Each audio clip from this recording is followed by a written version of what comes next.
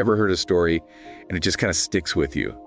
Makes you wonder if maybe, just maybe, there's more to it than meets the eye.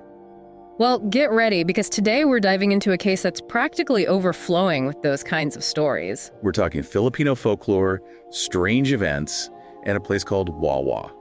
And let me tell you, this one gets under your skin. What's got me hooked already is this collection. You've got photos, interviews, even a video. It's like a detective's toolkit dumped right out on the table. Right. It's like those old case files where someone's been painstakingly piecing together clues, and at the center of it all is this chilling local legend. They call it a Halimaw. Halimaw? Huh, that's got a good ring to it. What's that mean exactly? Basically, it translates to monster. And depending on who you ask in the Wawa, this monster is either a figment of imagination or very, very real. Oh, I see where this is going. So we've got the stuff of legends bumping up against what? Hard evidence? Exactly. We've got Lolo Ute, a local storyteller whose tale of a giant crocodile, I'm talking massive, battling some kind of mystical entity, has been passed down for generations. Classic folklore. Gotta love a good creature feature. But you're saying there's more to it. Oh, much more.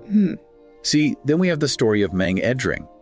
His experience suggests something way more grounded and a whole lot more disturbing. Okay, now you've got my attention. What happened? Well, let's just say the details are pretty gruesome, and they point towards something a lot more tangible than a mythical beast. Hold on, so we've gone from giant crocodile to something else. What are we talking here? We'll get to that, but there's one more thing.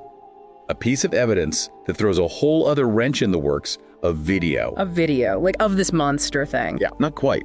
It's footage of a flickering light deep within the roots of an old belate tree.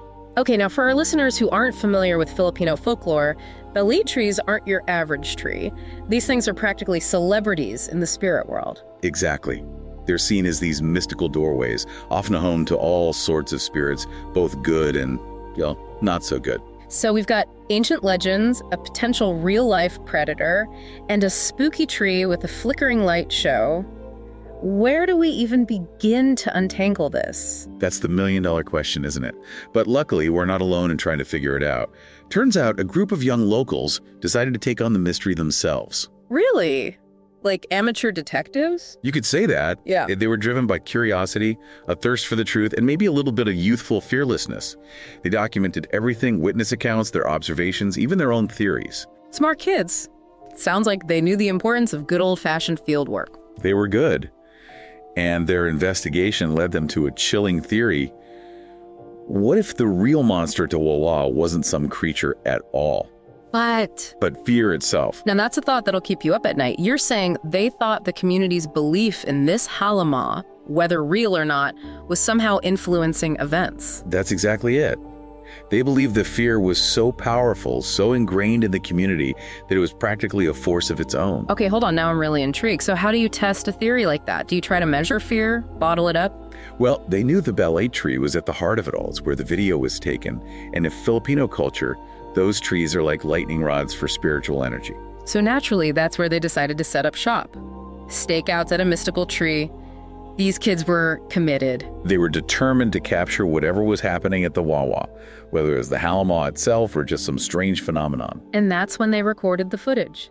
The flickering light, deep inside the roots. The very same footage we're looking at right now. Chilling, isn't it? But before we jump to conclusions about glowing eyes and mythical beasts, we need to consider all the possibilities. Right. Even the most spine-tingling mysteries usually have a perfectly normal explanation, or at least mostly normal.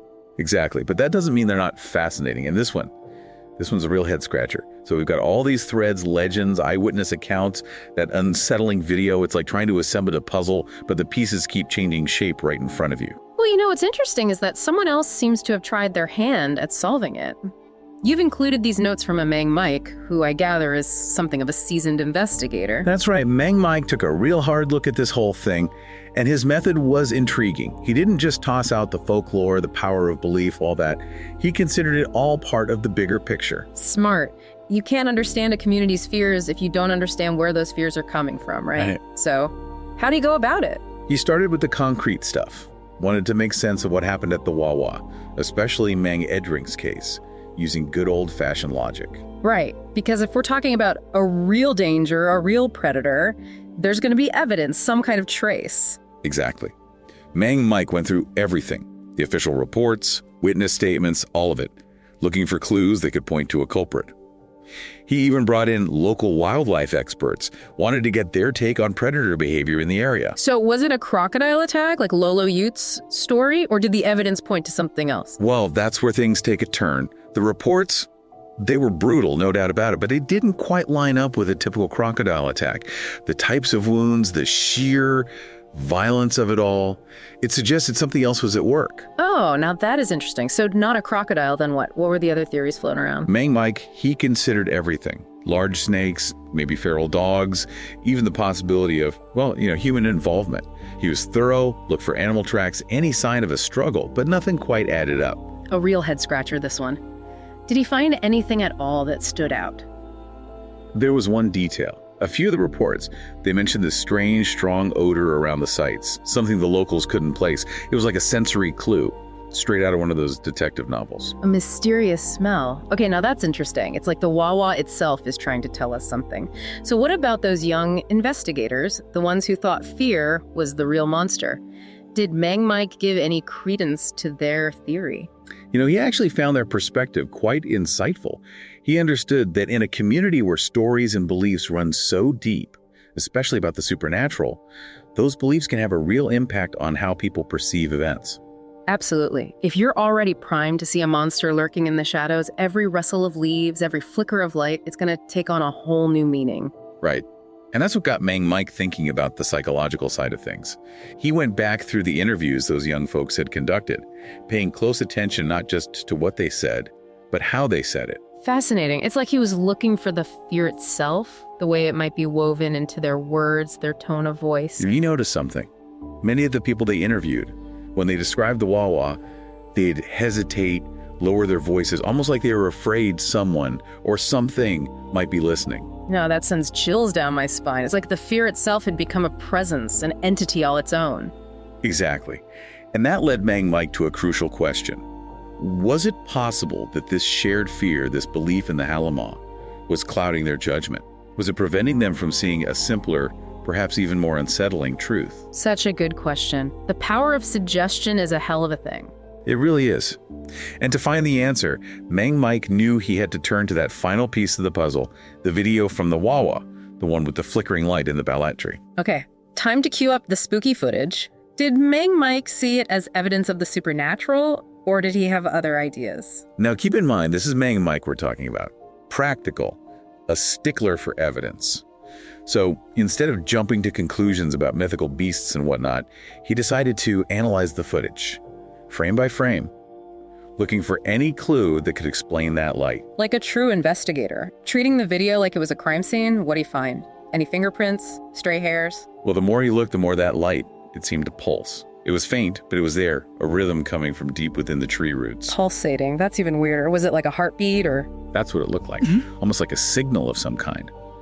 And that's when Mang Mike, being the sharp investigator he was, started connecting the dots. I gotta know, what did he find? So we've got this pulsating light hidden deep in a tree that's practically a landmark in the spirit world.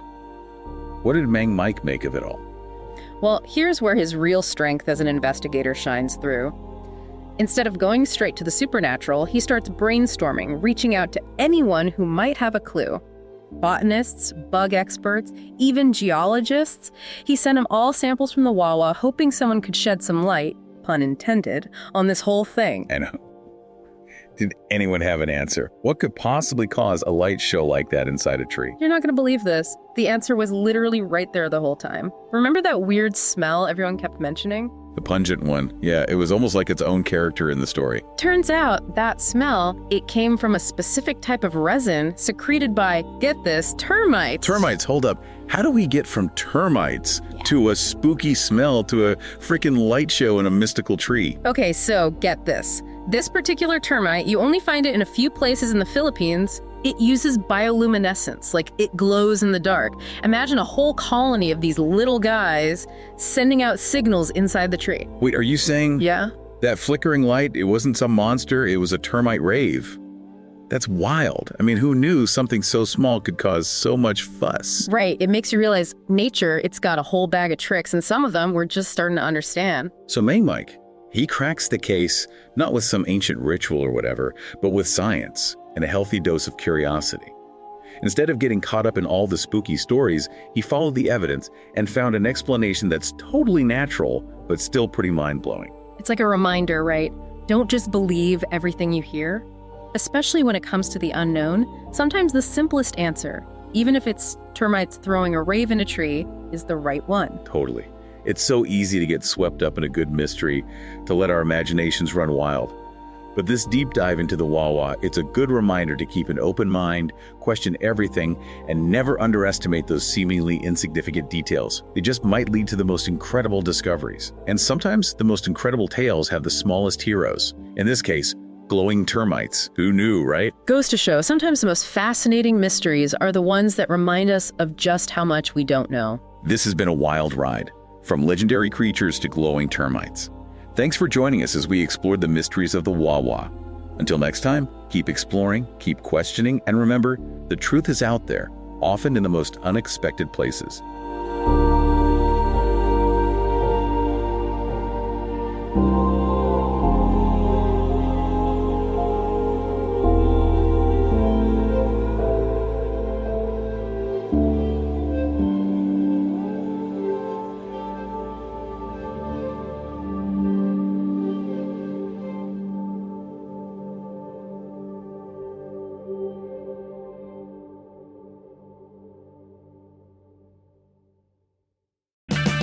Get 15% off a set of BrakeMess Select, Select Pro, or Import Direct brake pads and 2 rotors now at O'Reilly Auto Parts. Oh, oh, oh,